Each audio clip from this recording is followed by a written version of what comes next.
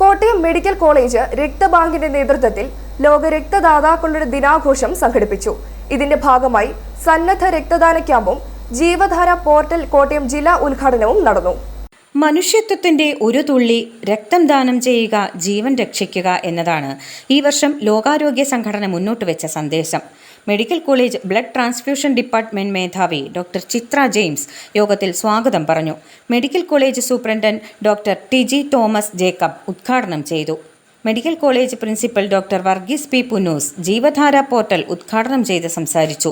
ജില്ലയിൽ നിരവധി തവണ രക്തം ദാനം ചെയ്ത Prabha Harisree, Rinsimol P Joseph, Saju Joseph, Anas Mon K B, Vishnu Vijayakumar, Kochumon Chamakkala, Kuriakose, Savio Abraham, Ajay P S എന്നിവർക്കും രക്തഘടകദാതാക്കളായ അഖിൽ രാജു, മഹേഷ് പുരുഷോത്തമൻ എന്നിവരെയും ആദരിച്ചു.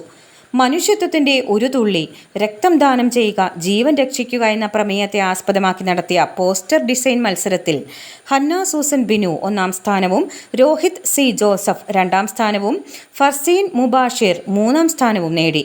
ഇവരെയും മീറ്റിംഗിൽ ക്യാഷ് പ്രൈസ് നൽകി അനുമോദിച്ചു.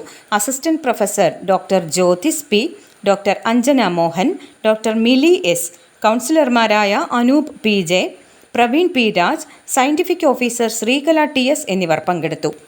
i4u news, Ettumanoor.